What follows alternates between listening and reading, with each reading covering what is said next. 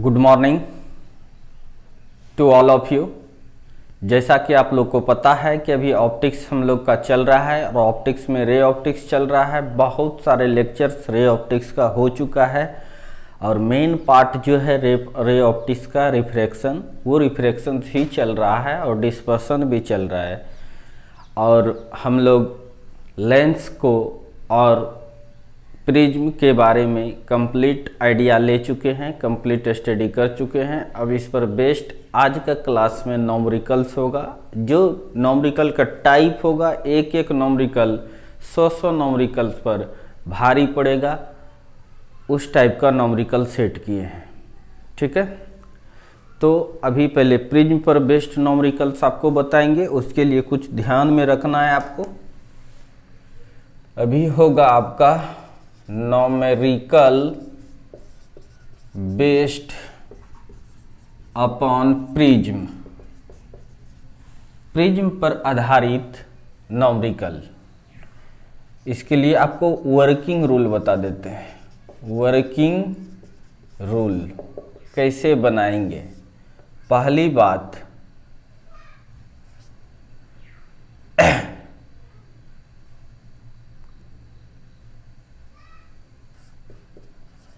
Formula for minimum deviation, minimum deviation delta minimum is equal to A into mu minus 1 is only applicable for angle of prism is less than 10 degree।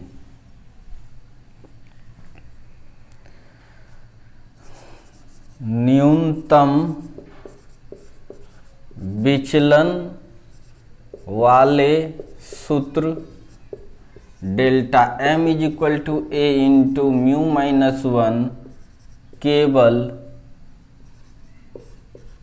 Prism कोण, जिसको ए कहते हैं, से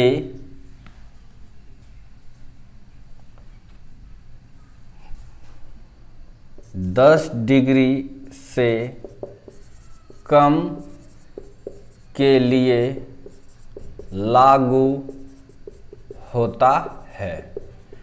यानी ये formula तभी इस्तेमाल कीजिएगा जब आपका प्रिज्म एंगल जो है वह, यानी ए का जो वैल्यू है वो 10 डिग्री से कम होगा, तभी ये फार्मूला इस्तेमाल करेंगे। जैसे थ्योरी में भी ये इंडिकेशन है, लेकिन बच्चा उस जगह पर कंसंट्रेट नहीं हो पाता है। ये फार्मूला कंडीशंस ले करके आया था और कंडीशंस में ये लिखा गया था कि प्रिज्म एंगल बहुत कम है। दूसरा बात,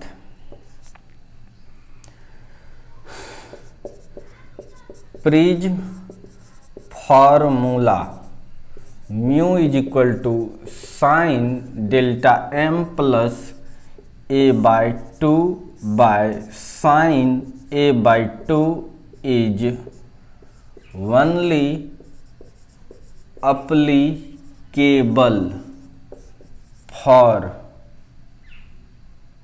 मिनिमम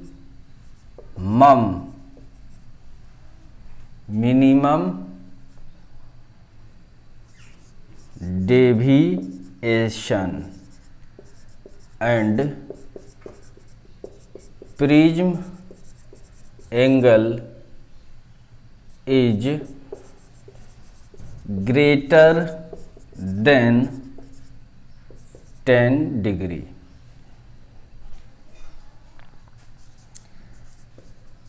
प्रिज्म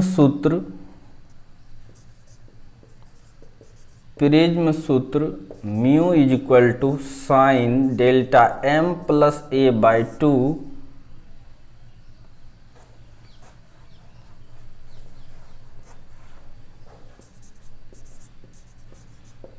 प्रिज्म फार्मूला मतलब सूत्र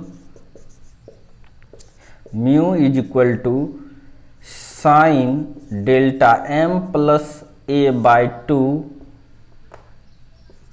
बाय साइन ए बाई 2 केवल अल्प विचलन एवं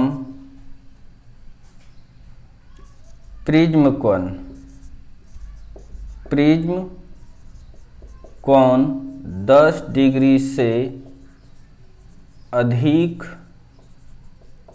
होने पर लागू होता है। तो ठीक है, आपने लिख लिया होगा, नहीं तो वीडियो को पॉज करके लिख लीजिएगा। अब हम नेक्स्ट तीसरा लिख रहे हैं।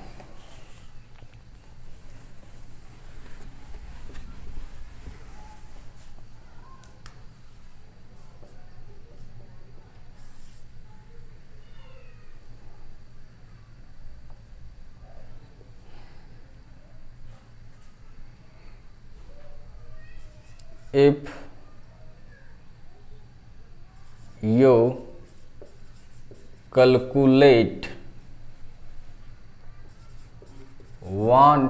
you want to calculate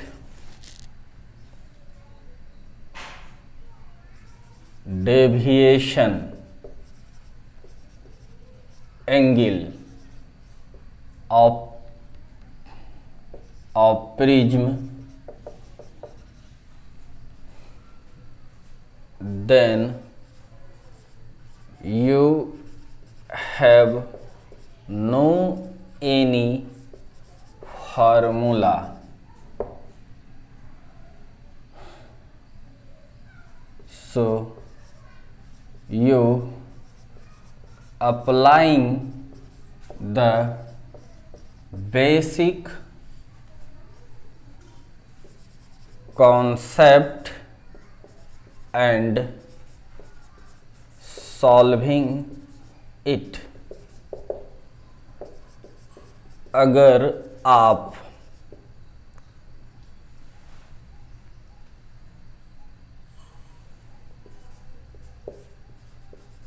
prism के विचलन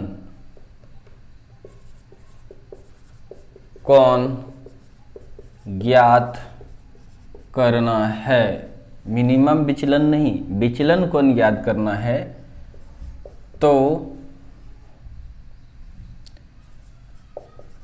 आपके पास कोई भी सूत्र नहीं है। इसे बेसिक कॉन्सेप्ट की मदद से सॉल्व किया जाता है। तो आई होप आपको समझ में आ गया। अब हम इसको मिटाता हूँ, ये बहुत इम्पॉर्टेंट है, नहीं तो प्रिज्म का फॉर्मूला तो यही दो जानते थे। एक क्या जानते हैं, delta M is equal to A into mu minus 1। Questions दे देता है, अगर अल्प विचलन नहीं कर रहा है तब ना ये फार्मूला लागू होगा ना ही ये फार्मूला लागू होगा। तब प्रिज्म पर बेस्ड कॉन्सेप्ट जो है, जो कॉन्सेप्ट आप लोग सीखे हैं बस उसी का इस्तेमाल करना पड़ता है। आई होप ये तीन बातें को आप ध्यान में रखेंगे। अब हम लोग प्रॉब्लम पर चलते हैं। तो ठीक है, अब न्यूमेरिकल के लिए आपको ये 3 वर्किंग रूल जो बताए, प्रिज्म पर ऐसा ही न्यूमेरिकल पूछा जाता है। एक चीज़ और बता देता हूँ, अब जैसे लेंस हम लोग पढ़े तो लेंस को सिल्वर्ड भी कर दिए थे। जैसे देखिए ये लेंस है, इसको इधर पॉलिश कर दिए थे, सिल्वर्ड कर दिए थे। तो यहाँ पर तो रिफ्लेक्शन होता था, लेकिन यहाँ रिफ्लेक्शन हो जाता था, यानी सेकेंड फेस जो था ये परावर्तित करता था किरण को, जबकि यहाँ पर अपवर्तित करता है। अगर यदि ये चीज़ को नहीं करते हैं तो ये भी रिफ्रैक्शन और यहाँ भी रिफ्रैक्शन सी होता था। उसी टाइप से प्रिज्म को भी आप सिल्वर्ड कर सकते हैं। जैसे ये वाला को अगर हम सिल्वर्ड कर दें तब रे उधर ना जाके यहाँ पर रिफ्लेक्शन होगा, ठीक है। इसी को हम लोग बोलते हैं सिल्वरिंग प्रिज्म या सिल्वर्ड प्रिज्म। तो हम लोग ये कॉन्सेप्ट को भी प्रिज्म का ले लेते हैं। तो हेडिंग लगाइएगा, पूछता है इस पर क्वेश्चन, सिल्वर्ड प्रिज्म किसको कहते हैं? If one refracting surface of prism is polished और opaque, then such prism is called silvered prism.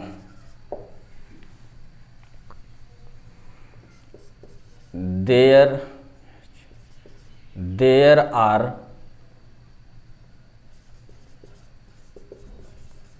following 4 cases possible for silvered prism.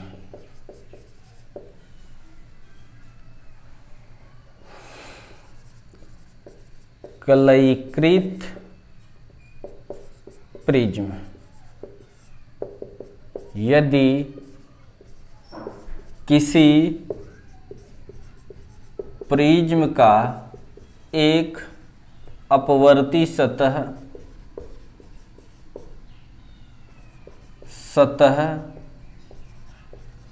कलई कर दिया जाता है तो ऐसे प्रिज्म को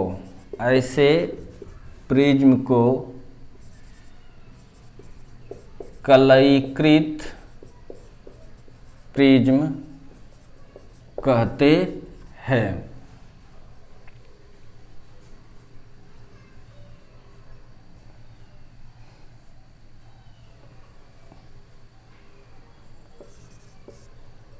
कलयीकृत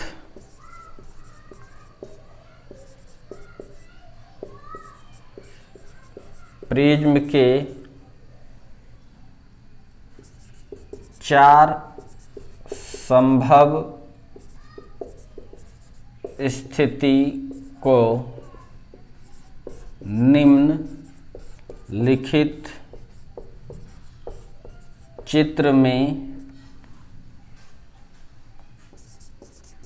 दर्शाया गया है। तो आई होप जल्दी से आप लिखिए इसको, पॉज करो, पॉज करके लिखो इसको। देखते हैं कौन कौन सा कंडीशन है।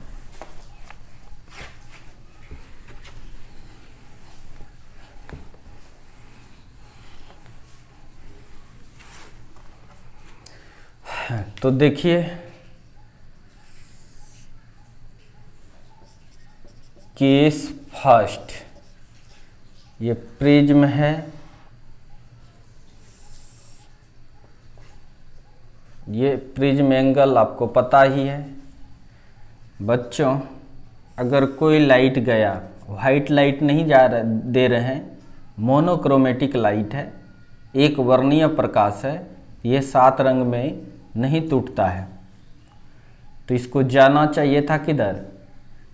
सीधे, लेकिन सीधे नहीं जाएगा, ये बेंड करता है, रिफ्रैक्शंस होता है, ये पहुंच गया यहाँ पे। अब अगर ये पॉलिश्ड है, नहीं पॉलिश्ड रहता तो रे इससे चला जाता। पॉलिश्ड है तो यहाँ पर अब रिफ्रैक्शन ना होके रिफ्लेक्शन होगा, तो यहाँ पर नॉर्मल चाहिए। इस सतह पर ये नॉर्मल है, ऑब्वियसली है, ये जितना एंगल बनाया उतना ही एंगल बनाकर ये लौट जाएगा और यहाँ चला आएगा। एक कंडीशन ये हो जाएगा।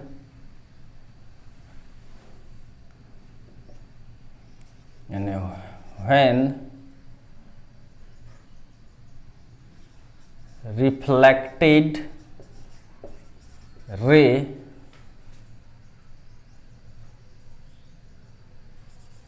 goes on base of prism,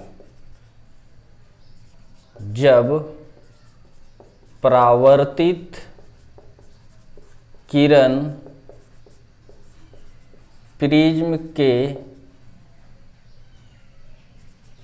आधार पर जाती है तो केस फर्स्ट है, कहाँ चला गया, यहाँ पर रिफ्लेक्शन हुआ, इस पॉइंट पर क्या होता है,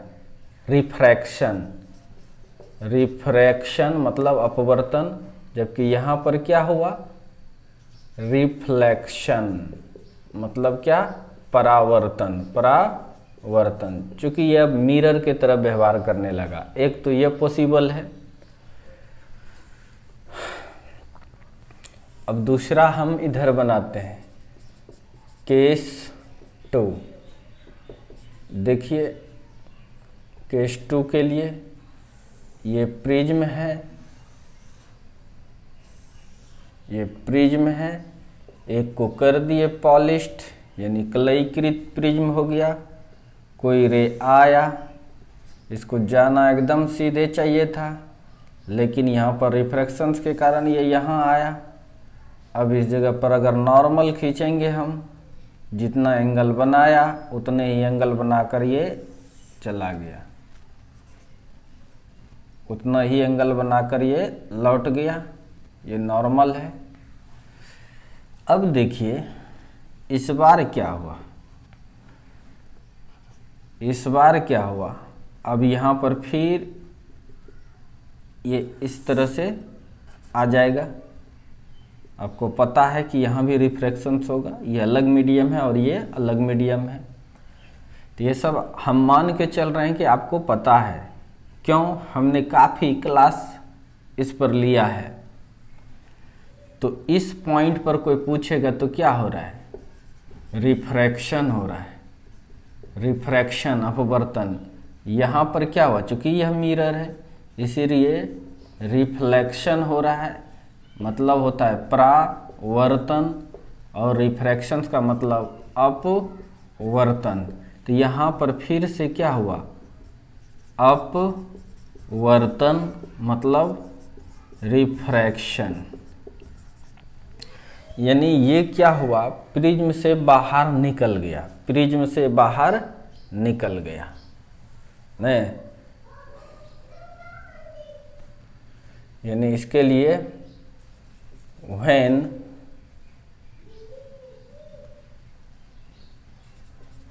reflected ray emerge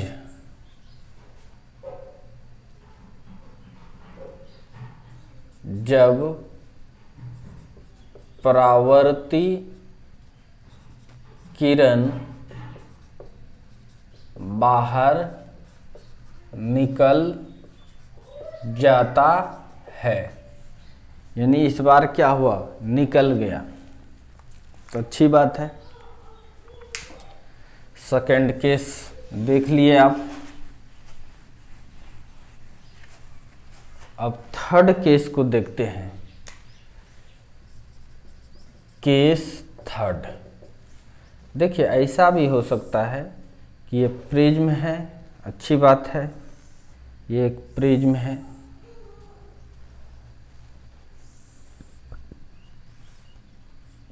है और इसको ओपेक कर दिए, कलई कर दिए, कलईकृत प्रिज्म हो गया।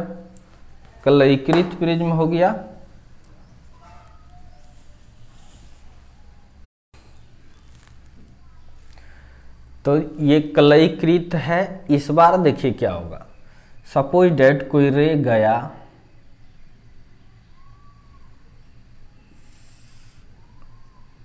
ठीक है भाई, यहाँ पर क्या चाहिए, नॉर्मल चाहिए, दिखाते नहीं हैं हम लोग जनरली। कितना दिखाएंगे, अंदाज से खींच देना है कि यह झुका, झुक गया। अब यहाँ नॉर्मल चाहिए, ये नॉर्मल खींचे, चूँकि ये मिरर की तरफ व्यवहार करेगा, रिफ्लेक्शन होगा, तो उतना ही एंगल बना करके ये यहाँ पर इंसिडेंस किया। इस जगह फिर से अगर नॉर्मल खींचें, फिर से अगर नॉर्मल खींचें तो ये नॉर्मल हो गया। ये एंगल जो है थीटा, यह बड़ा हो गया अगर क्रिटिकल एंगल से। आपको बताए थे कि रे कहाँ से जा रहा है, डेंसर मीडियम से कहाँ जा रहा है, रेयर मीडियम में। डेंसर मीडियम से कहाँ जा रहा है, रेयर मीडियम में। जब डेंसर से रेयर में जाता है तो रे उस मीडियम में भी यानी डेंसर में ही लौटने की चांस होता है।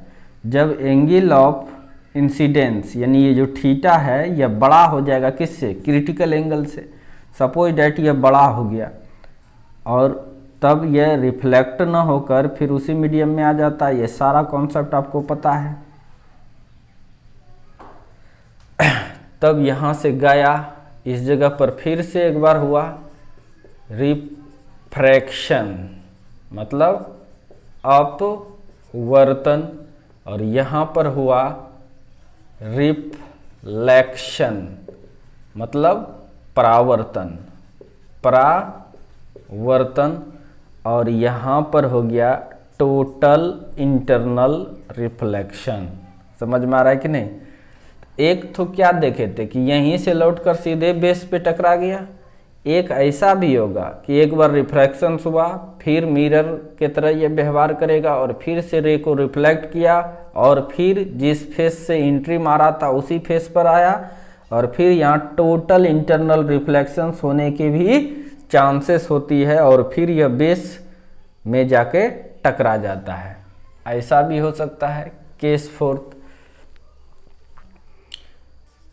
when reflected ray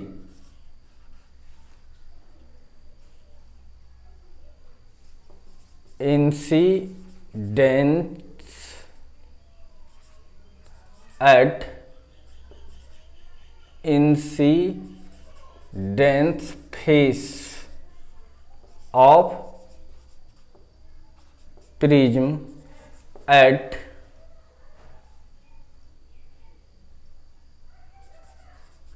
greater than critical angle then TIR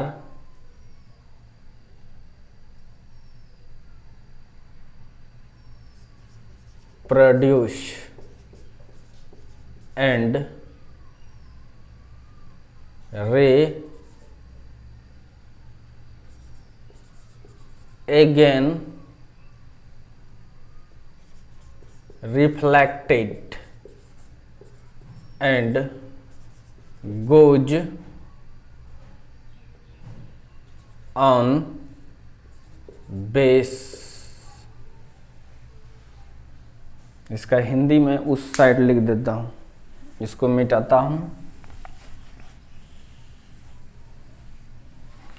ये भी केस संभव है, यह सारा सिल्वर्ट प्रिज्म का ही है। यानी जब कहेंगे जब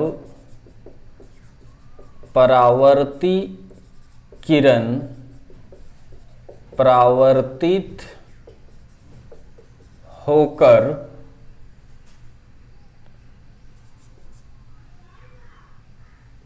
प्रिज्म के आपतन सतह पर क्रांतिक कोण से अधिक कोण पर आपतित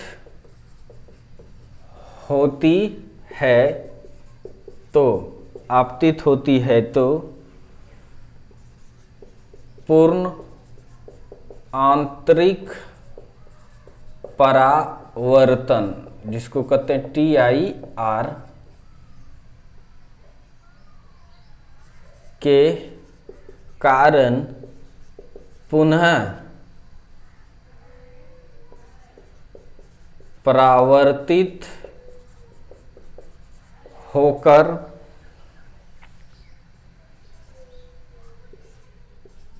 प्रिज्म के आधार सतह पर चली जाती है। एक ऐसा भी कंडीशंस होगा। अब नेक्स्ट कंडीशंस, केस फोर्थ, चौथा केस में अगर देखें, सपोज डेट ये प्रिज्म है, ये प्रिज्म है, हमने लिया और एक को कर दिया ओपेक। अब यहां से आया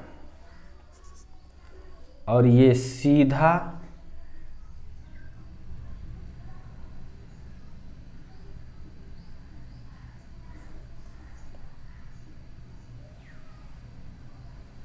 थोड़ा छोटा बनाते हैं,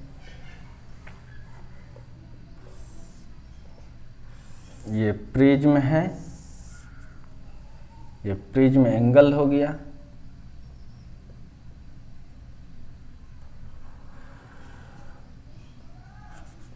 ये पहले इसलिए कर दिए कि ये 90 डिग्री पर लिए हैं, 90 डिग्री पर है। इस तरह से कोई रे इसको जाना चाहिए था इधर सीधे नहीं गया, प्रिज्म मोड़ता है, मोड़ दिया। अब देखिए, अगर ये ओपेक है, कलई किया हुआ है, तो ये 90 डिग्री पर आया। 90 डिग्री पर जो रे मिरर पर या रिफ्लेक्टिंग सरफेस पर इंसिडेंट करता है तो उसी रास्ते से लौट जाएगा। इसका मतलब इसी रास्ते से लौट भी जाएगा। जिधर से आप टॉर्च जलाकर रे को भेजेंगे, फिर उसी रास्ते से वो लौट भी जाएगा। अगर यदि ओपेक सरफेस पर, यानी जो कलई किया हुआ है सरफेस, उस पर 90 डिग्री से रे इंसिडेंट करता है, तो जिस रास्ते से जाएगा उसी रास्ते से रिट्रेस हो जाएगा। ये केस सेकेंड होगा। फोर्थ होगा, इसके बारे में हम लोग लिखते हैं, मिटाते हैं पहले ऊपर। इसी को हम लोग रिवर्सिबिलिटी भी कहते थे, याद कीजिए। इसी चीज़ को हम लोग रिवर्सिबिलिटी का भी केस बोलते थे। बहुत सारे केस संभव है। तो हम लोग लिख देते हैं केस फोर्थ, चौथे केस में। इसी को कहते हैं रिवर्सिबिलिटी, उत्क्रमणीयता।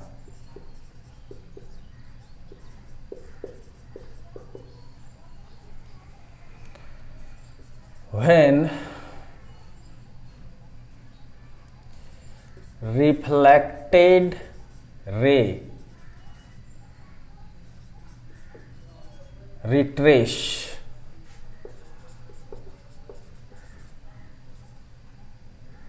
along same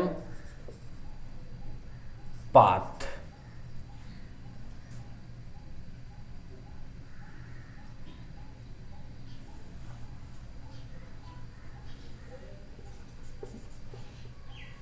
जब परावर्तित किरण उसी रास्ता से लौट जाती है,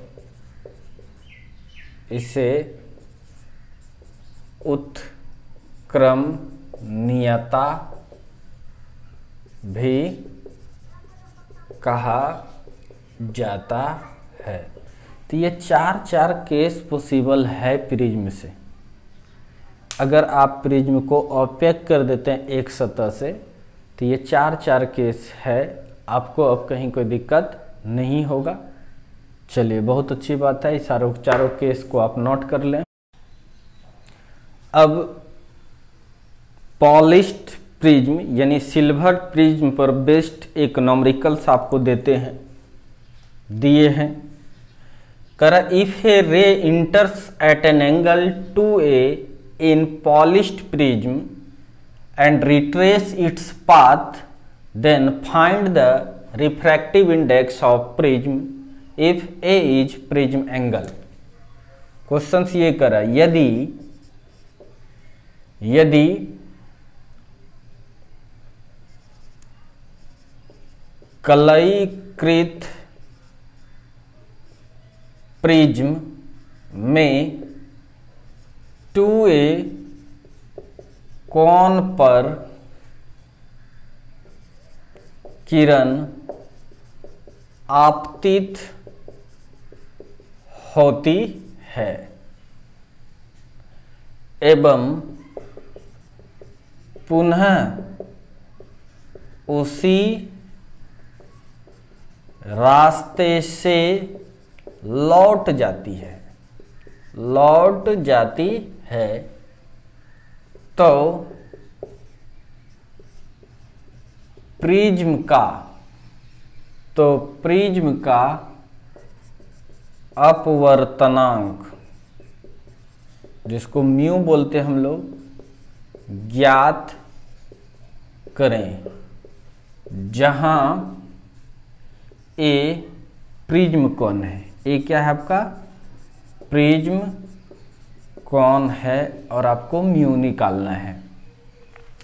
यहां पर देखिए कोई विचलन वगैरह की बातें नहीं हो रही है, और ऐसे भी ये पॉलिश्ड प्रिज्म है। पॉलिश्ड प्रिज्म के लिए फार्मूला हम लोग नहीं ये निकाले थे, म्यू माइनस ए इंटू म्यू माइनस 1। ये पॉलिश्ड प्रिज्म के लिए नहीं था कि एक सतह पॉलिश्ड है तो ये इस्तेमाल कर देंगे, या ये वाला जो फार्मूला आपने देखा sine delta M plus A by 2 by sine A by 2, ना तो ये फार्मूला लगाइएगा ना ही ये, एकदम बेसिक कॉन्सेप्ट ही लगाना पड़ेगा। चूँकि आप यहाँ से ना तो ये फार्मूला से रिफ्रैक्टिव इंडेक्स ना ही इससे इस्तेमाल कर सकते हैं। It is only applicable for without polished prism. जो पॉलिश्ड नहीं है प्रिज्म, तभी ये सब फार्मूला के बारे में सोच सकते हैं। ये कैसे बनेगा भाई? कॉन्सेप्ट इस्तेमाल कीजिए जो आपको आता है। सपोज डेट एक प्रिज्म है, ये प्रिज्म है, और ये इसका प्रिज्म एंगल है, जिसको हम लोग ए से दिखाते हैं। तो हम थोड़ा सा चालाकी कर रहे हैं कि हम रे ऐसे भेज लिए पहले से, सॉरी, इसको अभी तुम नहीं समझो। ये जाना चाहिए था इसको किधर, एकदम सीधे चले जाना चाहिए, ओरिजिनल पाथ है। लेकिन जब प्रिज्म में जाएगा तो बेंड करेगा, मोड़ेगा प्रिज्म, इसलिए मोड़कर यहाँ पहुँचाया, और यह 90 डिग्री पर इंसिडेंट करेगा, तभी तो ये रिटर्न हो सकता है, रिट्रेस नहीं। तो इस जगह पर नॉर्मल ड्रॉ कीजिए। तो ये जो इंसिडेंस हुआ है, ये आई जो है ये दिया हुआ है 2a पर इंसिडेंस हुआ है। करें यदि कलयीकृत प्रिज्म में 2a कोण पर किरण आपतित होती है, अच्छी बात है भाई, यहाँ पर आपतित हो गई, और इस एंगल को हम लोग क्या बोलते हैं? आर। क्या बोलते हैं इस एंगल को हम लोग? आर। थोड़ा और झुका लेते हैं इसको, और झुका लिए थोड़ा, और मान लो ये इस तरह से इधर जाने वाला था, तो ये एंगल आपका 2a हो गया है, एवं पुनः उसी रास्ते से लौट जाती है। तो ऑब्वियसली है 90 पर जब तक यहाँ एंट्री मारेगा नहीं, पॉलिश्ड प्रिज्म है, तो लौटेगा नहीं, रिवर्सिबिलिटी का पालन नहीं करेगा। तो प्रिज्म का अपवर्तनांक, तो इसकी रिफ्रैक्टिव इंडेक्स क्या होगा? म्यू, वो निकालना है, ज्ञात करें, जहां ए प्रिज्म एंगल है। ए आपका क्या है? प्रिज्म एंगल है, अच्छी बात है। ये निकालना है म्यू। तो ऑब्वियसली है ये प्रिज्म का रिफ्रैक्टिव इंडेक्स μ2 मान लीजिए, जो क्या है म्यू है, दिया हुआ है, और ये जो μ1 है जहाँ रखा होगा उसका वैल्यू कितना होगा 1। अगर कुछ नहीं लिखा रहता तो हम लोग समझते कहाँ रहा, एयर या वैक्यूम में रखा हुआ है, और एयर या वैक्यूम का refractive index 1 and there are given refractive index of this prism mu. This means μ1 is equal to 1 for air and μ2 is equal to μ, which is given for this prism। तो हम लोग को कम निकालना है, calculate करना है, क्या कैलकुलेट करना है ये रिफ्रैक्टिव इंडेक्स कितना होगा। तो इसके लिए हमको स्नेल्स लॉ इस्तेमाल कर लेते हैं। स्नेल्स लॉ को इस्तेमाल करते हैं। तो जब कहीं भी रिफ्रैक्शंस होता है, जब कहीं भी रिफ्रैक्शंस होता है उस जगह पर हम लोग स्नेल्स लॉ का इस्तेमाल करते हैं, क्योंकि स्नेल्स लॉ ही हमें रिफ्रैक्शंस के बारे में बताता है। तो by Snell's law at incidence face, आपतन सतह पर स्नेल के नियम से।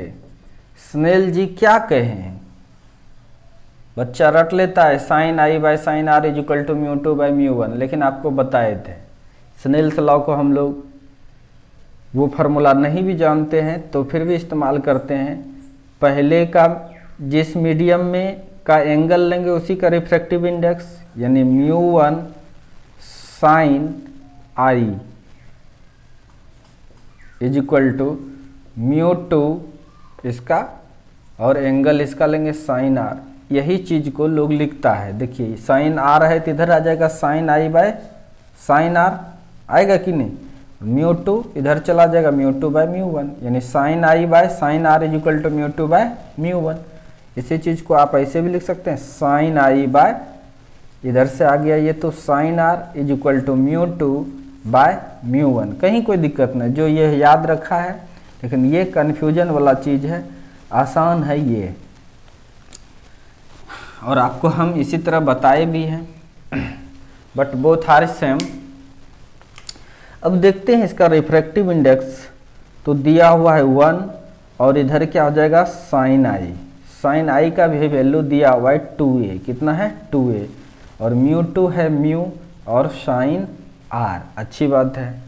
तो इस तरह से आपको म्यू निकाल सकते हैं, तो म्यू इज इक्वल टू इधर मल्टीप्लाई डिवाइड हो जाएगा sine 2a by sine R, यानी म्यू का ये फार्मूला आ रहा है, मान लो इक्वेशन फर्स्ट। अब आर को अगर एक टर्म में लिख लें हम लोग, आर को अगर एक टर्म में लिख लेंगे तब और सॉल्यूशन हो जाएगा। देखते हैं, कोशिश करते हैं, ज्योमेट्री का इस्तेमाल करते हैं। तो चलिए देखिए, ये कितना डिग्री है, ये तो 90 डिग्री है, और ये ए है, ये कितना होगा, ये निकाल लेते हैं। मान लो ये है थीटा, फ्रॉम फिगर से ये ट्रेंगल है एक, देखो ये है, किसी भी ट्रेंगल का ऑल एंगल का सम 180 डिग्री होता है, means you can write A theta plus A plus 90 degree is equal to 180। So theta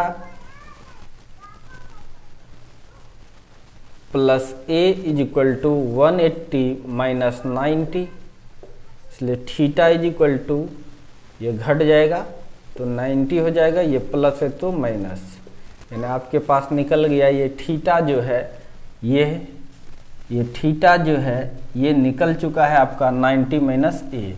और आप यह परपेंडिकुलर है, ये क्या है, परपेंडिकुलर है किस पे, इस फेस पर, यानी यह 90 डिग्री है कि नहीं। इसलिए ये पूरा एंगल का बात करें यहाँ से लेके ये एंगल, तो ये 90 डिग्री है कि नहीं, यानी theta plus R is equal to 90 degree again, यानी ये थीटा है और ये आर है, ये दोनों एंगल है कितना, वाजिब में 90 डिग्री है। चूंकि यह नॉर्मल ड्रॉ किए हम लोग, ये नॉर्मल है, यानी ये नॉर्मल इधर से भी अगर ये 90 डिग्री है तो ऑब्वियसली ये भी 90 डिग्री ही होगा। तो इस तरह से हम यहाँ पर लिख सकते हैं, थीटा का वैल्यू पुट कर दो, 90 minus A plus R is equal to 90 इधर इधर घट जाएगा, नॉट कटा, इसलिए आर इज इक्वल टू ये माइनस में इधर आके प्लस, यानी आर जो है आपका वो ए है। आर क्या है आपका, ये जो आर निकला ये क्या निकल गया आपका, ए निकल गया। ओके, तो putting the value of equation first, putting the value of A R in equation first, नहीं समीकरण फर्स्ट में आर का मान रखने पर, तो रखते हैं भाई, you have equation first mu is equal to sine 2a by sine R, you can replace R to A, replace कर दिया। अब अगर चलते हैं साइन 2a, साइन 2a का मतलब क्या होता है, ये फार्मूला है 2 sine a into cos A, no problem, और फिर से इधर sine A cancel, it means your answer for refractive index 2 cos theta,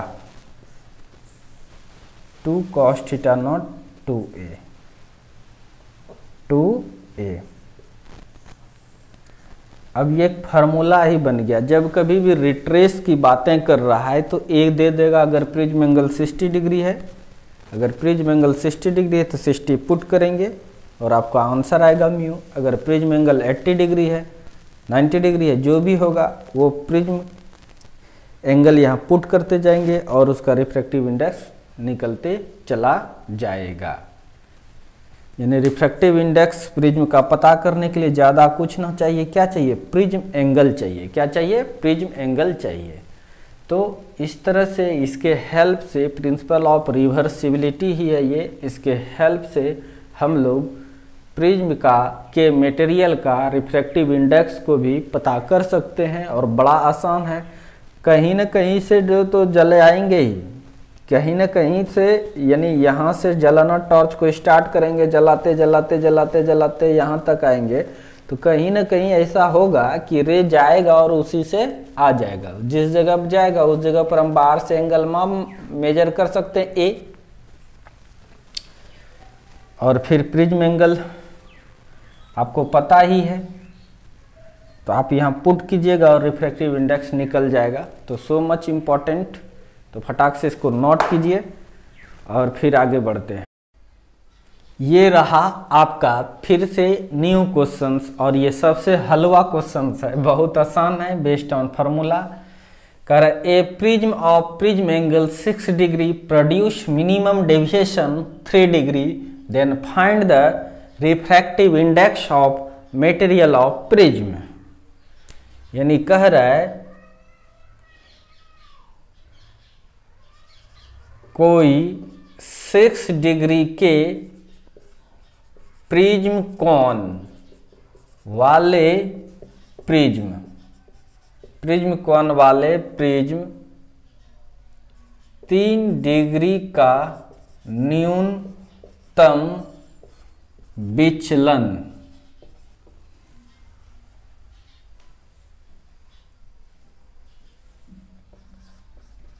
उत्पन्न करता है, तो प्रिज्म के पदार्थ का अपवर्तनांक मतलब म्यू ज्ञात करें। हमारे खतरनाक मित्रों, आपके पास गिवन है, हलवा सवाल है कि प्रिज्म एंगल जो है ए वो 6 डिग्री है, तो ऑब्वियसली है ये लेस देन 10 डिग्री है, इसमें कहीं कोई दिक्कत नहीं है। और न्यूनतम विचलन ये भी डेल्टा मिनिमम ही है आपका जो 3 डिग्री है। तो what is the mu, mu निकालना है। तो चेक कर लो, मिनिमम डेविएशंस भी है और साथ ही साथ प्रिज्म एंगल जो है वो लेस देन 10 डिग्री है। दिमाग में सेटअप करना पड़ेगा, इसलिए you can apply delta minimum is equal to A into mu minus 1। You have value this आप म्यू निकाल सकते हैं। तो ये HW रहा, आप फटाक से निकालिएगा, हमको पता है, जल्दी से निकालो। देखिए ये अगला क्वेश्चंस दिए हैं। मोस्ट ऑफ स्टूडेंट्स जो कॉन्सेप्चुअली नहीं पढ़ता है फिजिक्स को, रट्टाफिकेशन रटने की कोशिश करता है, उसको ये भी प्रॉब्लम उसी तरह लगेगा जैसा कि फर्स्ट प्रॉब्लम था और उसी मेथड से बना देता है और रॉन्ग हो जाता है। ध्यान से देखना है। कह रहा है a prism of prism angle 60 degree produce minimum deviation angle 30 degree, find the refractive index of prism of material. बहुत आसान है। कोई 60 डिग्री प्रिज्म कोण वाले प्रिज्म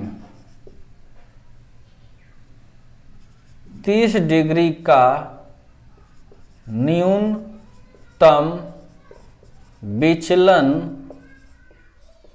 उत्पन्न करता है, तो प्रिज्म के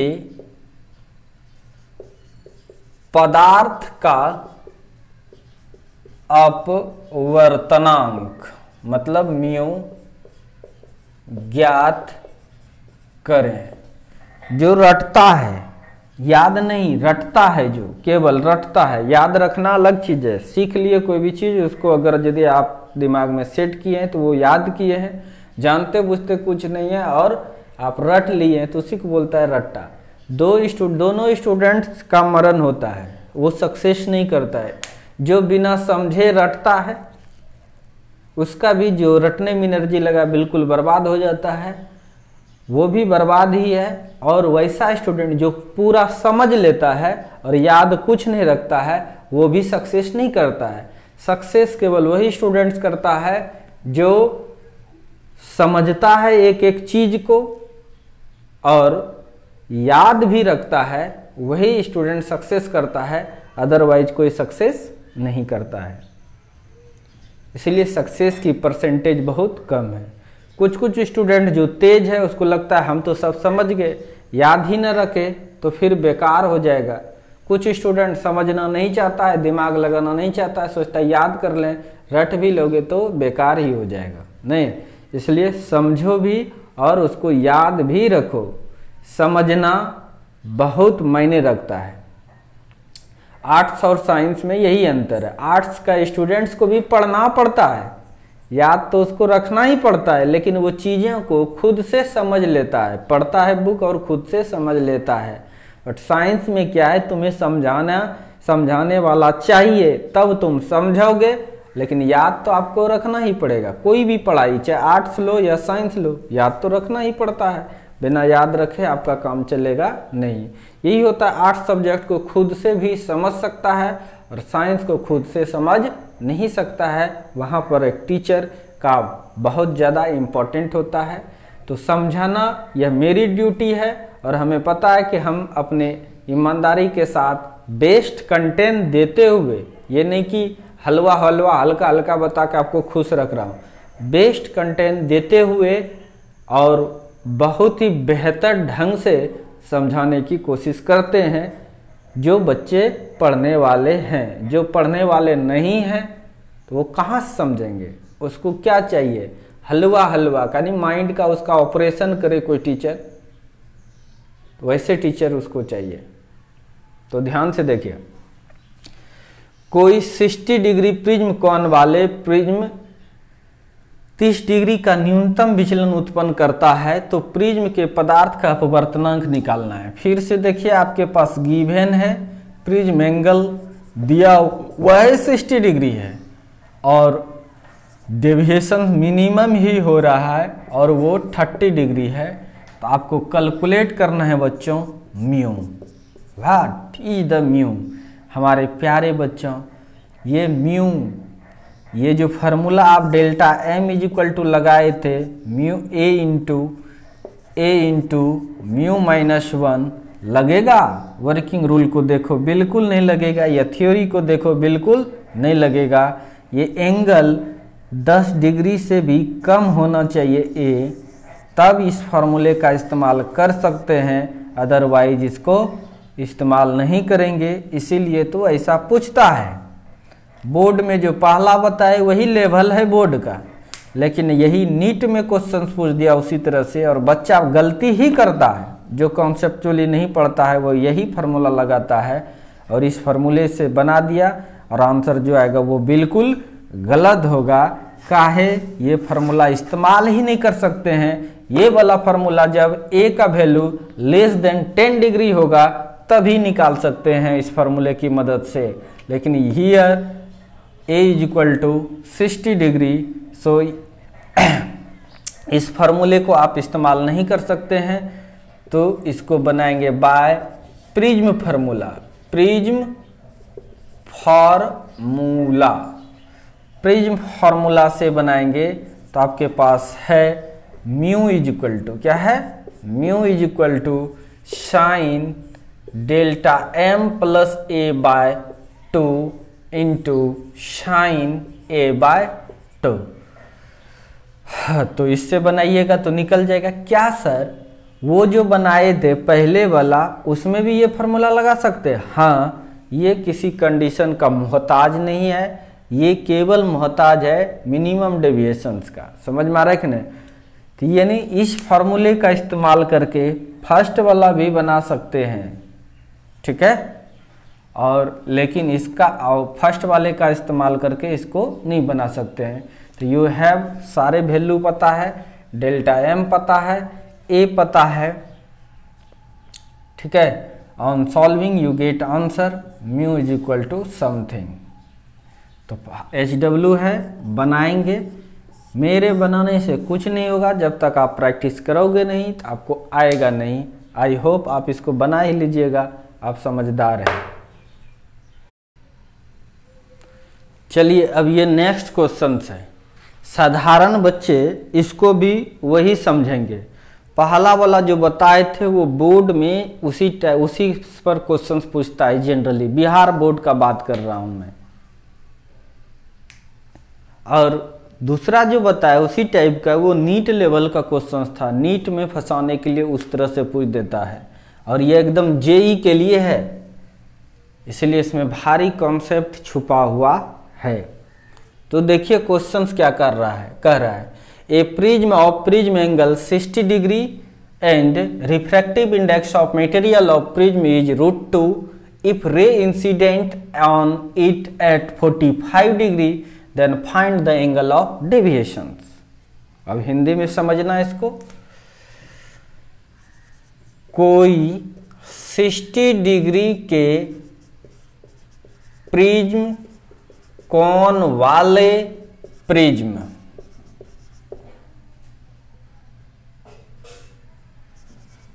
का या प्रिज्म के पदार्थ का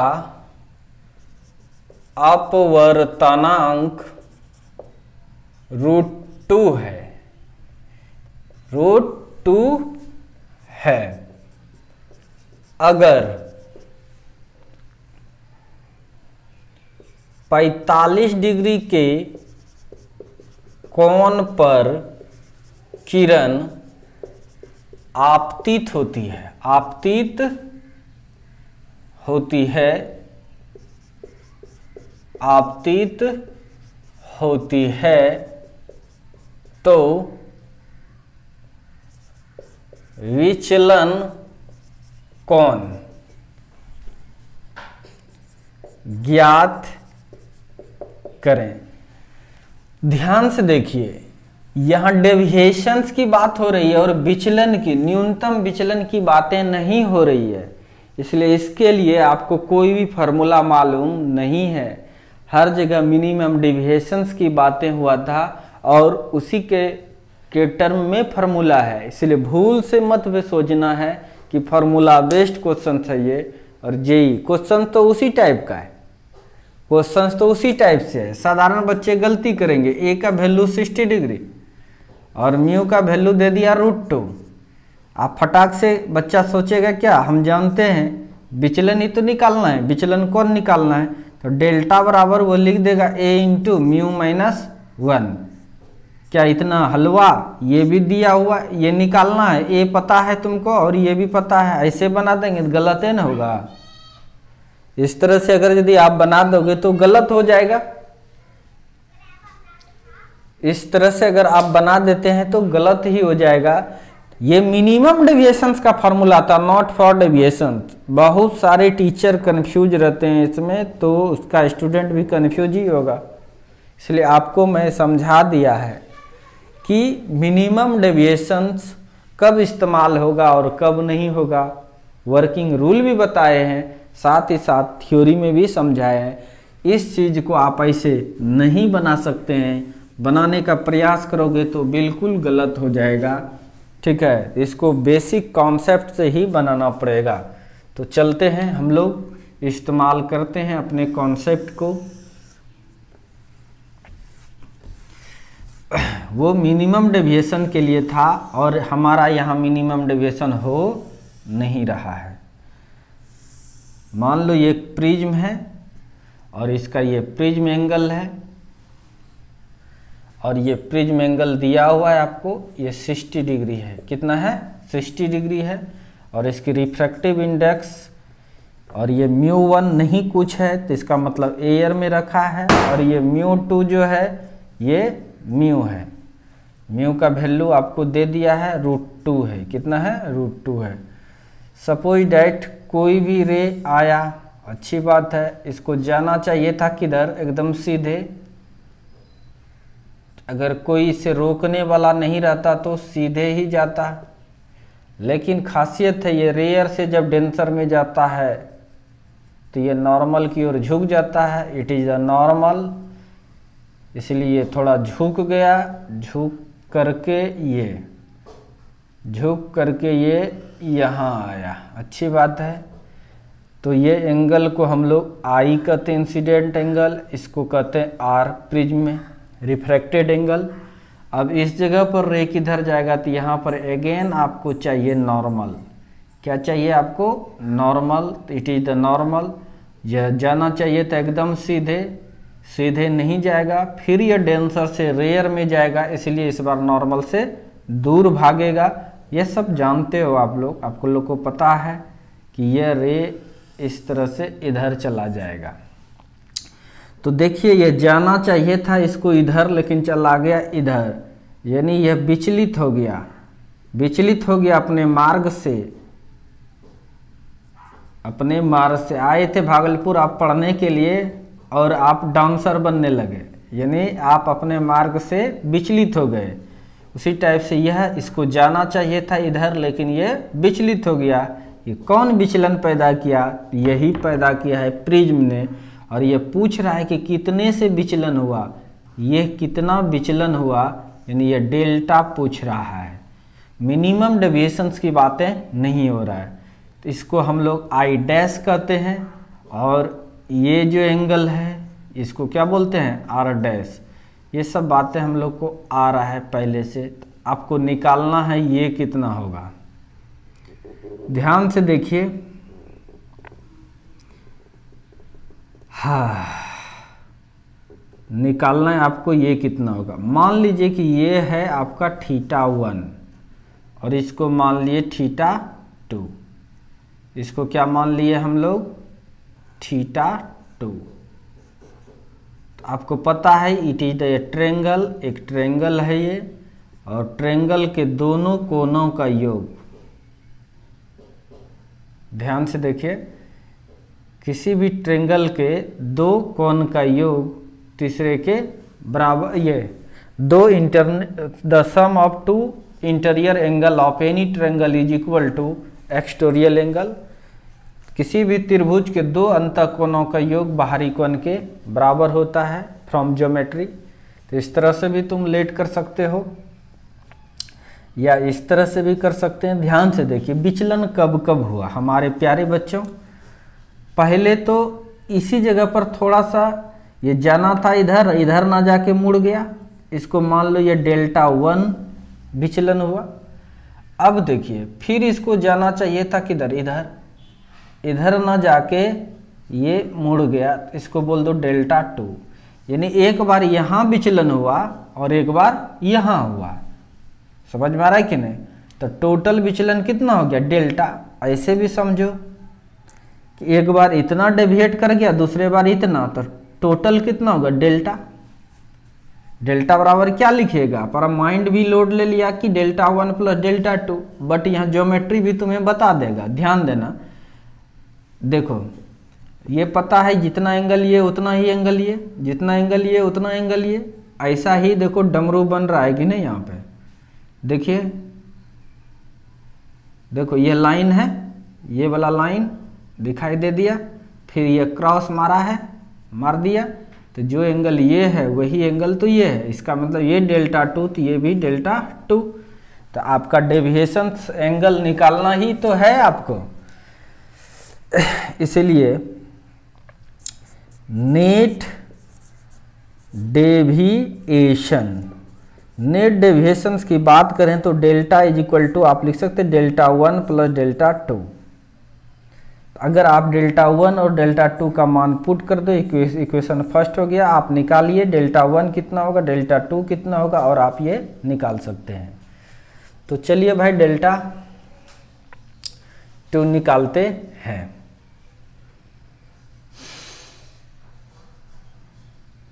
तो अच्छी बात है, निकालने का कोशिश में है हम लोग।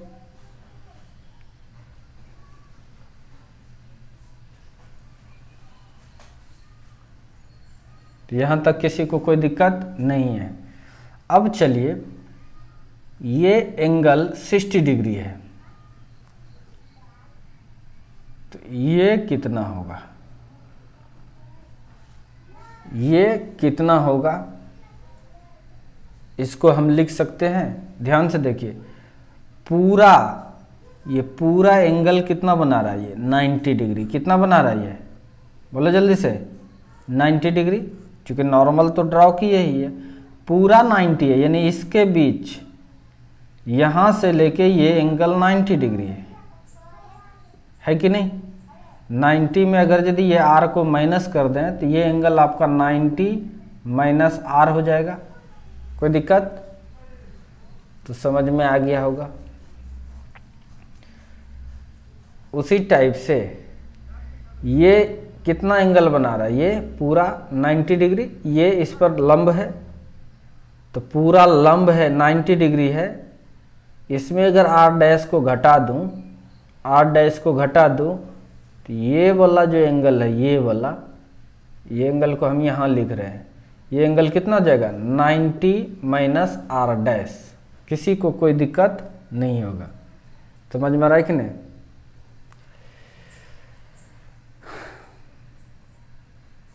इन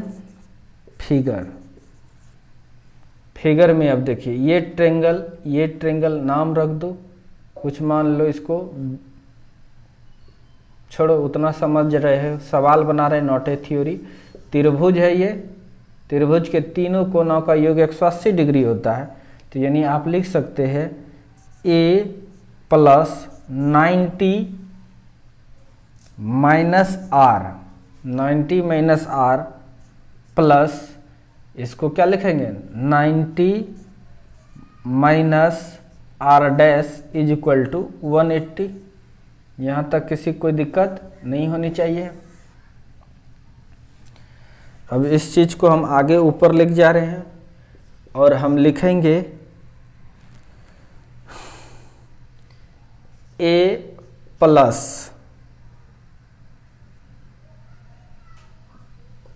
माइनस कॉमन ले लो r plus r dash is equal to 180, 90 90 180 और इधर जाएगा 180 बन जाएगा वो। इस तरह से a is equal to minus r plus r dash is equal to 0 और इस तरह से a इज इक्वल टू आपको पता है, a इज इक्वल टू आपको क्या पता है 60 minus r plus r dash is equal to 0, इसलिए 60 degree is equal to r plus r dash, minus है तो उधर प्लस हो गया और इस तरह से r इज इक्वल टू आप लिख सकते हैं 60 माइनस r डैश। यहाँ तक किसी को कोई प्रॉब्लम नहीं होनी चाहिए। चलिए, एट फर्स्ट फेस, पहला फेस पर स्नेल्स लॉ लगा रहे हैं।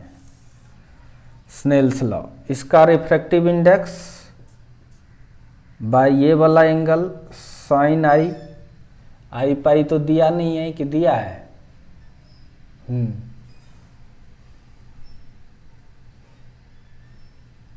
हाँ, ये दिया हुआ है 45 डिग्री है। कितना है ये? 45 डिग्री। बाय इसमें एंट्री मारेंगे तो μ2 साइन r,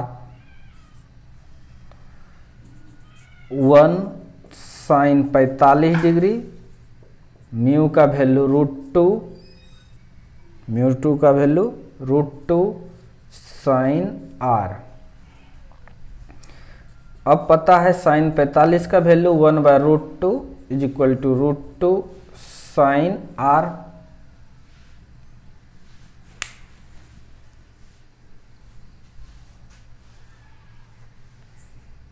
मिटाता हूं इसको, लंबा सवाल है।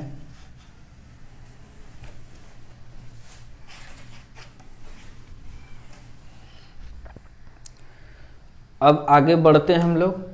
√2 इंटू √2 2 हो जाएगा, यानी 1/2 इज इक्वल टू आप लिख सकते हैं साइन r, इसलिए 1/2 कब होता है? साइन 30 डिग्री, इसलिए sine r sine sine eliminate हो जाएगा, r विल बी 30 डिग्री, यानी आपका ये r निकल गया, ये 30 डिग्री, इसलिए r डैश भी निकल जाएगा। r आपका निकल गया क्या? 30 डिग्री। तो चलिए, अच्छी बात है।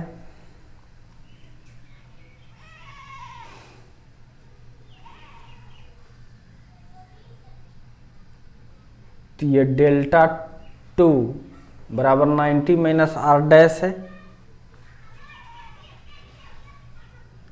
और डेल्टा 1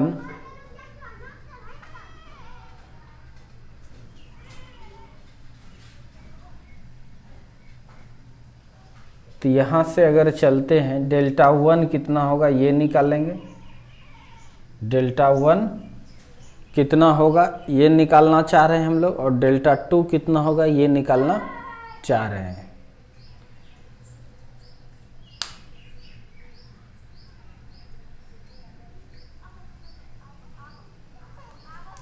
r का वैल्यू निकल गया कितना? 30।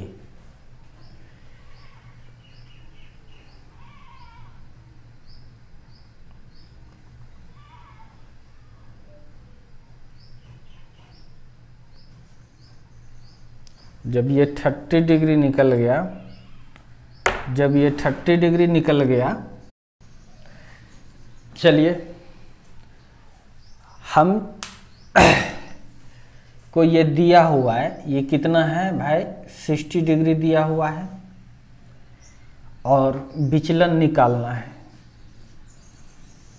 कोई किरण यहाँ आया, इसे जाना चाहिए था एकदम सीधे, लेकिन यह विचलित होके यहाँ चला आया। इस जगह पर विचलन हुआ,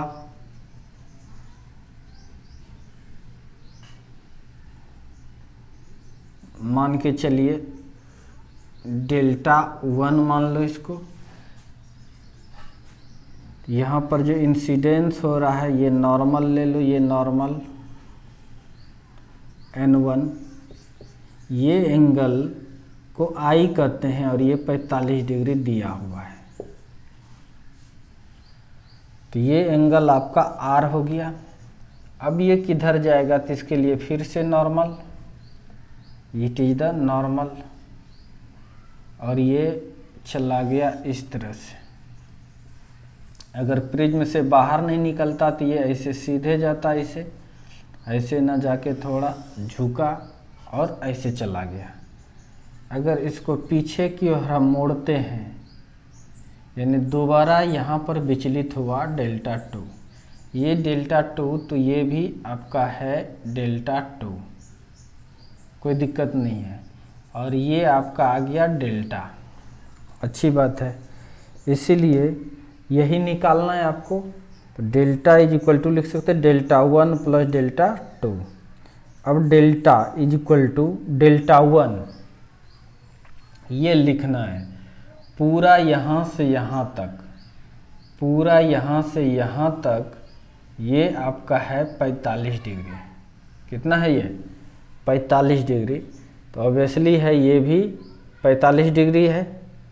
45 में अगर आप R को घटा दो तो यानी ये जो डेल्टा 1 है, डेल्टा 1 जो है ये 45 में से R को माइनस कर देंगे, ये 45 माइनस R लिख सकते हैं। तो इसके जगह पर लिख सकते हैं हम लोग 45 डिग्री माइनस R, अच्छी बात है, प्लस डेल्टा 2। इस डेल्टा 2 को हम लिखना चाहेंगे। ध्यान से देखिए, इस एंगल को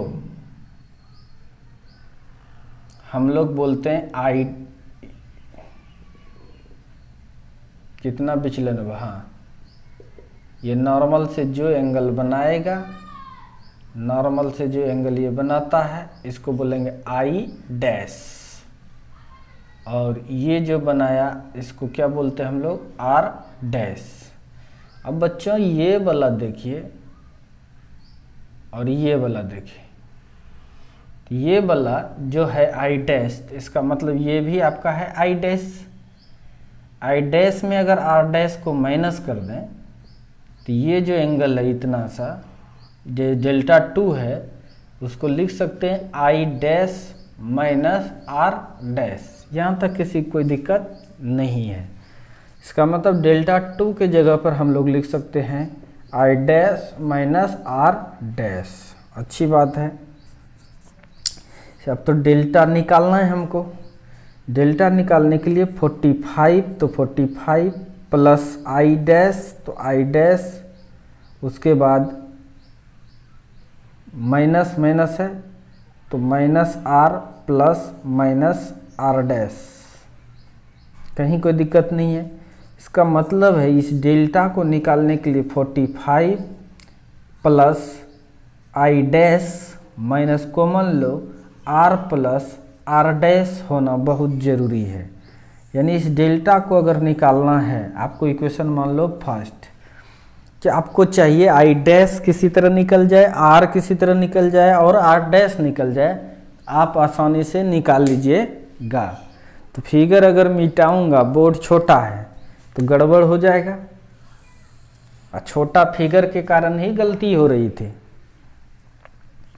तो यहाँ तक समझ में आ गया। अब हम यहाँ पर स्नेल्स लॉ लगाने का प्रयास कर रहे हैं, जिससे कि हम R निकाल लें। चूँकि I पता है और ये भी पता है, और ये रिफ्रैक्टिव इंडेक्स μ1 जो है आपका 1 है, और ये μ2 जो है ये μ2 2 है। तो आपको स्नेल्स लॉ लगाइए एट फर्स्ट फेस, पहला फेस पर स्नेल्स लॉ लगाइए, क्या, जिसका रिफ्रैक्टिव इंडेक्स यानी μ1, फिर उसका एंगल,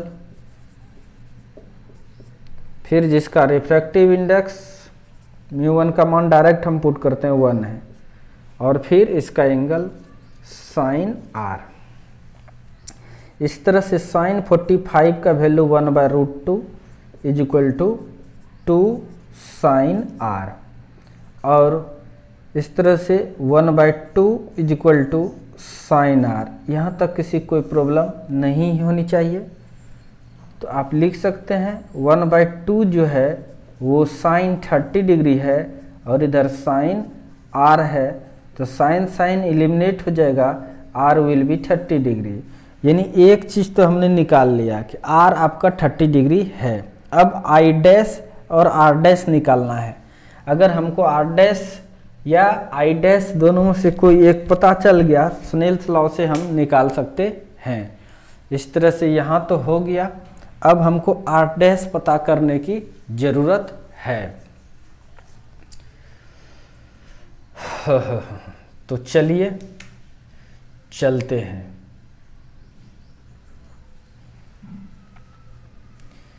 अब अगर यहाँ आते हैं r डैश निकालना, ये r डैश कितना होगा? अगर हमें ये पता चल जाए, अगर हमें ये पता चल जाए तो ये निकल जाएगा जरूरी।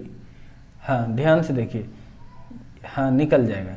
ये यहाँ से ये 90 डिग्री है, हम लोग को पता है 90 डिग्री है, लंब है, ये लंब है। अगर ये 90 डिग्री है, अगर इतना पता चल गया हमको, इतना सा ये पता चल गया, ये तो पूरा 90 है, 90 में इसको घटा लेंगे, यानी मान लो कि ये एंगल है थीटा। कितना है ये? थीटा। अच्छी बात है। अब आइए यहाँ से यहाँ तक कितना है? 90। कितना है? 90। 90 में r घटा दो, 90 में, यानी ये एंगल अगर निकालना, ये एंगल, ये इस एंगल को क्या लिख सकते हैं? 90 माइनस r, और r हम निकाल चुके हैं 30 डिग्री है। 90 माइनस r, और r अब निकाल चुके हैं। चलो ये r निकल चुका है, 30 डिग्री लिख लेते हैं यहाँ पर। तो 90 में 30 घटाएंगे, ये पूरा है 90, 90 में 30 घटा देंगे तो क्या हो जाएगा? ये 60 डिग्री। देखिए पूरा यहाँ से लेके यहाँ तक, यहाँ से लेके यहाँ तक 90 डिग्री है, 90 में 30 घटा दिए तो ये एंगल 60 डिग्री निकल गया। ये भी 60, ये भी 60, और ये भी 60, तो ऑब्वियसली है ये भी कितना होगा तब? 60 डिग्री। किसी को दिक्कत? त्रिभुज के तीनों कोनों का योग 180 डिग्री होगा, यानी यह भी एंगल निकल गया आपका 60 डिग्री। अगर ये 60 डिग्री है यहाँ से यहाँ तक, तो ये कितना होगा? ये कितना होगा तब? r डैश बताइए। चूंकि यहाँ से यहाँ तक 90 डिग्री है, पूरा 90 डिग्री, और यह निकला यहाँ से लेके यहाँ तक, यही तो है, ये यही है 60, तो ये 30 हो जाएगा। तो यानी r डैश भी निकल गया ज्योमेट्री से 30 डिग्री, r डैश भी निकल गया ज्योमेट्री से 30 डिग्री। यानी आप अब ये निकाल चुके हो, आप ये भी निकाल चुके हो। अब आपको क्या बचा है? केवल i dash.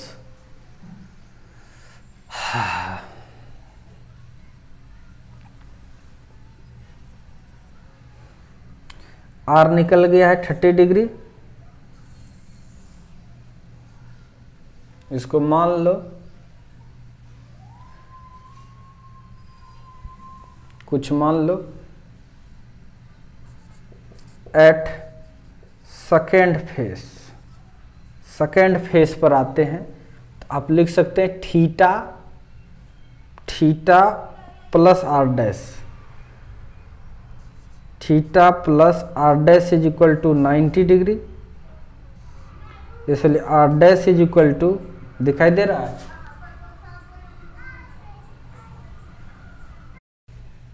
r dash is equal to आ जाएगा 90 माइनस थीटा, और इसी तरह से 90 और थीटा हम चूंकि निकाल चुके हैं 60 डिग्री है, तो इसका मतलब ये भी 30 डिग्री आ गया आर डैश। तो आप इसको जल्दी से नोट कीजिए। हम फिगर मिटा नहीं सकते हैं, बोर्ड थोड़ा छोटा पड़ रहा है, फिगर जब तक नहीं रहेगा तो हम भी कन्फ्यूज करेंगे। मिटा दूं इसको, मिटाएंगे तो फिर ये सब भी जरूरी पड़ेगा। तो ऊपर लिखते हैं। तो चलिए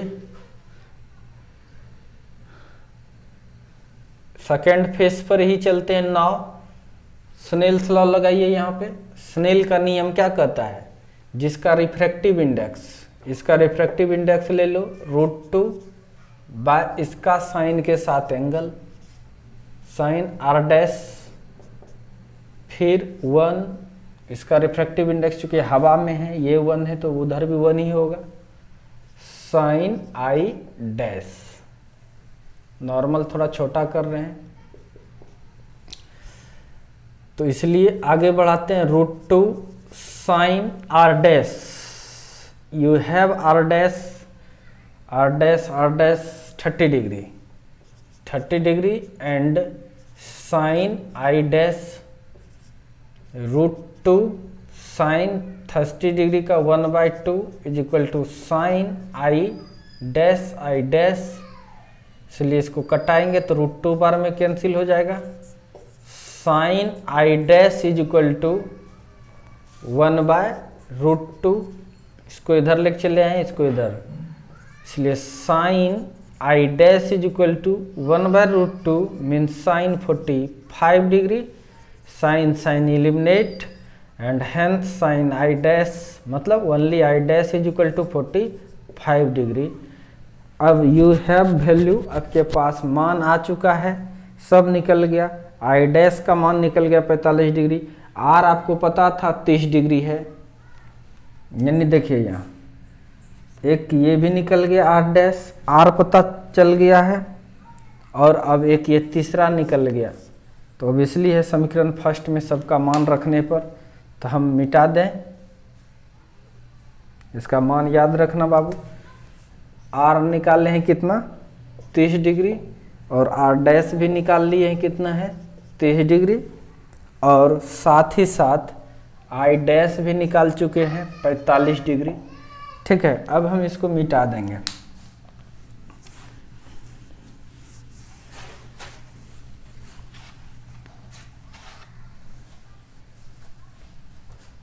मिटा के चलते हैं।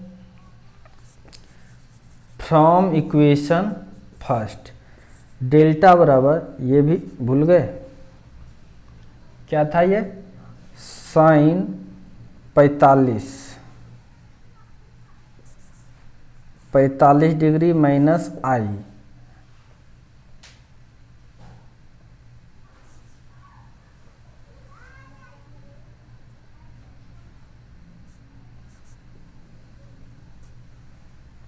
I dash minus R plus R dash, यही था ना इक्वेशन फर्स्ट, इक्वेशन फर्स्ट यही होगा। तो चलिए आगे डेल्टा इज इक्वल टू 45, तो 45 दे दिए, प्लस आई डैश 45 डिग्री, तो 45 डिग्री दे दिए, minus R 30 degree, plus R dash भी 30 डिग्री, और इसको सॉल्व करेंगे तो delta is equal to 45 degree, 45 कितना हो जाएगा 90 डिग्री, 90 डिग्री, और इधर कितना हो जाएगा 30 30 60, तो इसका मतलब डेल्टा बराबर कितना हो जाएगा 30 डिग्री, यानी विचलन जो होगा कितना 30 डिग्री। संयोग से देखिए यहाँ पर क्या हुआ कि आई था आपका 45 डिग्री, आई डैश भी आपका कितना निकला 45 डिग्री, आर आप निकाले 30 डिग्री, तो आर डैश भी क्या निकाले 30 डिग्री। समझ में आ रहा है कि नहीं, यहाँ तक किसी को कोई दिक्कत नहीं है, आंसर आ चुका है, आंसर आ चुका है। लेकिन याद कीजिए, आपको पता था, बताए थे, condition for minimum deviation, theory को याद कीजिए। कंडीशन फॉर मिनिमम डेविएशंस में यही लिखा गया था, आई बराबर होता है आई डैश और आर बराबर है आर डैश। इसी का यूज करके फॉर्मूला आया था mu is equal to sine delta M plus A by 2 by sine A by 2। और संजोग से यहाँ पर ऐसा मेंटेन हो रहा है, संजोग से यहाँ पर ऐसा मेंटेन हो रहा है। यानी अगर यह √2 रख दिए हैं म्यू का मान, तब इस तरह से आ रहा है। अगर म्यू का मान हम हटा के √3 कर देंगे तो यह नहीं आएगा। यानी यहाँ देखो आई और आई डैश बराबर है, आर और आर डैश भी बराबर है। जब आप म्यू यानी प्रिज्म का जो रिफ्रैक्टिव इंडेक्स है म्यू2 लिए, संजोग से ये वाला जो कंडीशन है, ये कंडीशंस इसी का अप्लाई करके थ्योरी में याद कीजिएगा या कॉपी उलट के देखिएगा, ये फार्मूला आया था। ये मिनिमम डेविएशंस का कंडीशन है, ये समझ में आ रहा है। तो संजोग से √2 को रखे हैं यहाँ पे, तो ये कंडीशन फुलफिल कर गया। इस अगर √2 ना रख के √3 रखते तब जरूरी नहीं था कि ये इस तरह से होता। ऑब्वियसली है, रिफ्रैक्टिव इंडेक्स ज़्यादा होता है, ज़्यादा रे को मोड़ता है, तो और ज़्यादा मोड़ेगा तो ऑब्वियसली है डेल्टा का मान बढ़ेगा नहीं। लेकिन अभी इस केस में ये 30 डिग्री आ सकता है। एक्चुअल में भले हम निकाले हैं डेविएशन, सच में यह डेविएशंस मिनिमम डेविएशंस का पालन कर रहा है, इसलिए संजोग से इसका इस फार्मूले पर भी रिजल्ट आ जाएगा। यही अगर यदि रिफ्रैक्टिव इंडेक्स अलग कुछ रहेगा तो एंगल अपने बराबर वाली बातें नहीं होगी, और आप अगर वो फार्मूला इस्तेमाल कीजिए गलत होगा। तो आप भगवान तो है नहीं, निकालने के बाद आपको पता चला, क्वेश्चन तो नहीं कर रहा है कि ये एंगल और ये एंगल बराबर है और ये एंगल और ये एंगल बराबर है, ये क्वेश्चन तो कर नहीं रहा था। आपने निकाला तब ना पता चला, तो पता चला तो ये आया। तो इसी के लिए ये कंडीशंस के लिए ही ये फार्मूला आया था, प्रिज्म फार्मूला। अभी तुम इस पर रखो, देखो बन जाएगा। म्यू का मान तुम पुट करो, देखो कर रहे √2 डेल्टा एम निकालना है, साइन डेल्टा एम निकालना है, प्लस ए प्रिज्म एंगल 60 डिग्री बाय कितना 2, और फिर इधर साइन एंगल कितना है 60 डिग्री बाय 2। इसको सॉल्व करेंगे, देखना आ जाएगा आंसर। तो √2 है, √2 दे दिए, केवल ये देखने के लिए कर रहे हैं।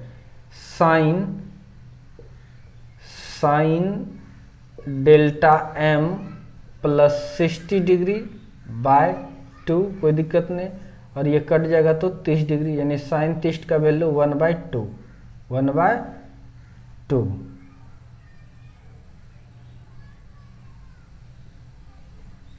थोड़ा मिटा रहे हैं इसको, 1/2। तो इसको लिख सकते हैं √2 इज इक्वल टू,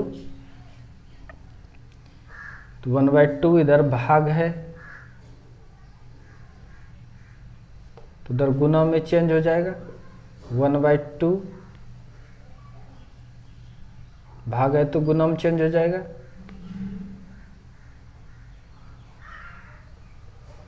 और इधर क्या आ जाएगा, साइन डेल्टा एम प्लस 60 करके देखते हैं। तो इसको अगर यदि कटाते हैं तो 1/√2 is equal to sine delta M, और 2 छूट रहा है by 2, delta M plus 60 by 2, कोई दिक्कत नहीं।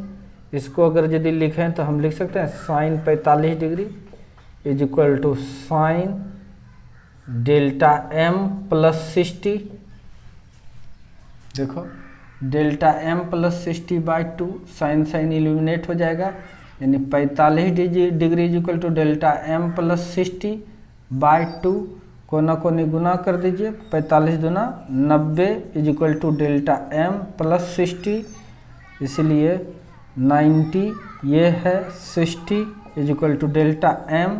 तो बताइए 30 डिग्री आ गया कि नहीं आया कि नहीं आया। यानी ये फार्मूला का भी इस्तेमाल आप किए तो आ गया ना ये आंसर जो निकाले थे। बट ये दिस इज द बेसिक एकदम बेसिक कॉन्सेप्ट से हम लोग यहाँ तक पहुँचे हैं और यहाँ पर फार्मूला लग गया, इसलिए लग गया कि संयोग से ये आई और आई डैश एक ही था और ये आर और ये आर डैश एक ही है, इसीलिए इस फार्मूले का इस्तेमाल कर दिए। तो कॉन्सेप्ट से जो रिजल्ट आया सेम रिजल्ट इस फार्मूले से भी आ रहा है। लेकिन यह जरूरी नहीं है कि जितना ये होगा हमेशा उतना ही वो होता है, नहीं, यह कब होता है जब मिनिमम डेविएशन होता है, तभी ऐसा पॉसिबल है।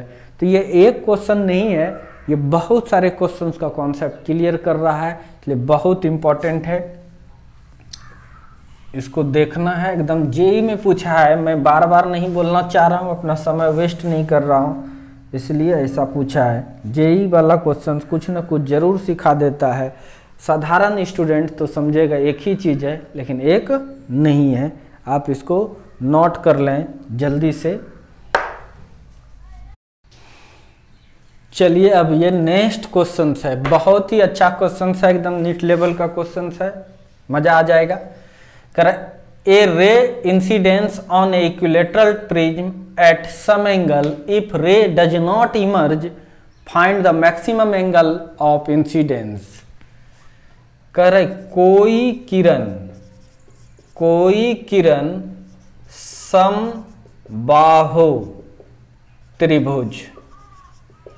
समबाहु त्रिभुज वाले या समबाहु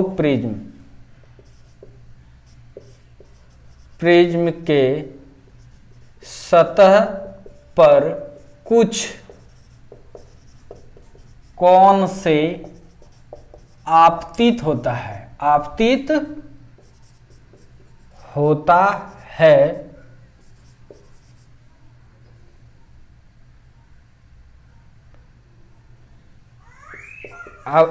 एवं यदि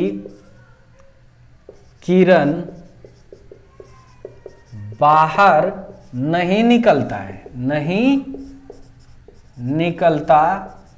है तो अधिकतम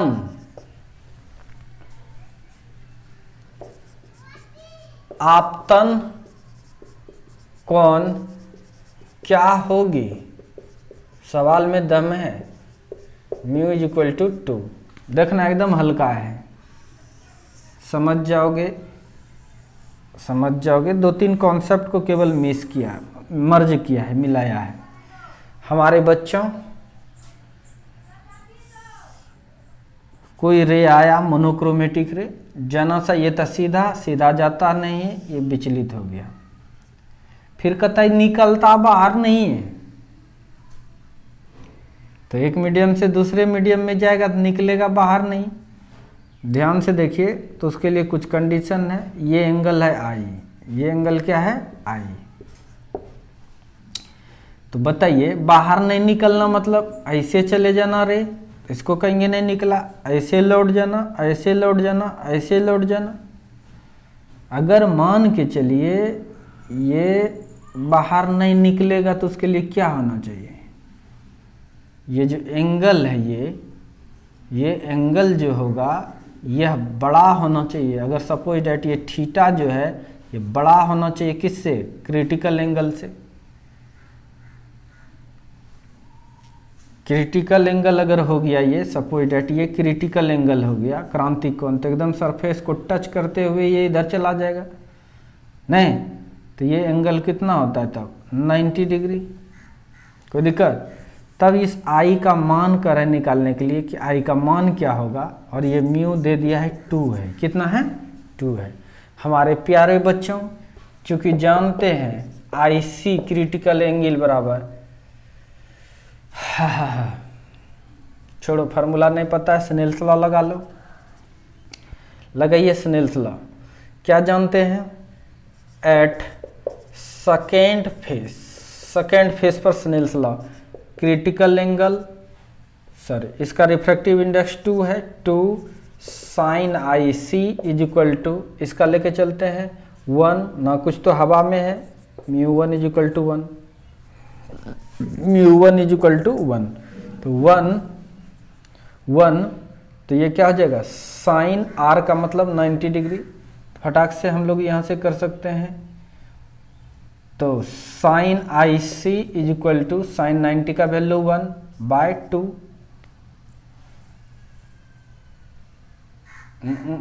अच्छी बात है 1/2, इसलिए sine I C is equal to 1/2 कितना हो जाए, मल्टीप्लाई डिवाइड हो गया, sine 30 degree, sine sine eliminated, मतलब critical angle will be 30 degree, यानी ये निकल गया 30 डिग्री। अच्छी बात है।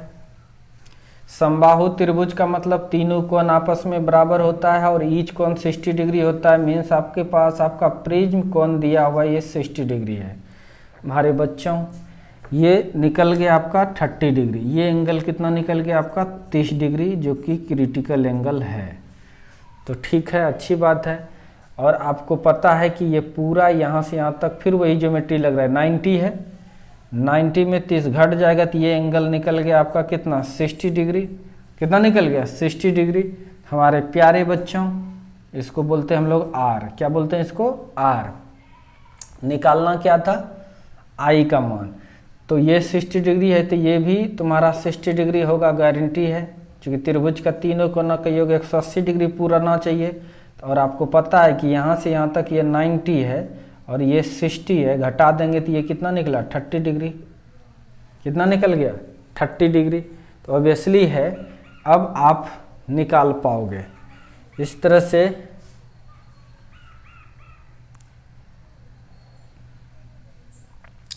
ऐसे निकाल लिए यहाँ से। अब एट सेकेंड फेस, अब दूसरा फेस पर चलते हैं। यहाँ पर स्नेल्स लॉ लगा दो, सेकेंड का नहीं है, फर्स्ट फेस पर आ रहे हैं। कहाँ पे आ रहे हैं, फर्स्ट फेस। स्नेल्स लॉ क्या कहता है, लगाइए, 1 sine I is equal to 2 sine 30 degree, sine R हो गया वो। तो sine I is equal to 2 sine 30 का वैल्यू 1/2, 2 ने 2 को मार दिया, इसलिए sine I is equal to 1 कब होता है, साइन 90 डिग्री, यानी कितना डिग्री पर मैक्सिमम होगा 90 डिग्री। यानी कहने का मेरा मतलब ये है कि ये यहाँ 0 डिग्री से भी स्टार्ट करो, ठीक है, उठाते जाओ उठाते जाओ उठाते जाओ उठाते जाओ और करते करते करते करते एकदम सरफेस पर ऐसे भी भेजेंगे तो ऑब्वियसली ऐसे रे चला जाएगा, तो फिर भी बाहर नहीं निकला।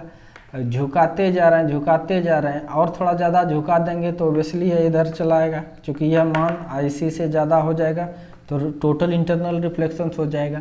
आंसर क्या हो जाएगा, मैक्सिमम, यानी यही I मैक्सिमम है 90 डिग्री। मैक्सिमम इसको 90 डिग्री से भी फेंकोगे तो फिर भी इससे बाहर नहीं जाएगा। तो आई होप आपको समझ में आ गया है, इसको नोट कर लें।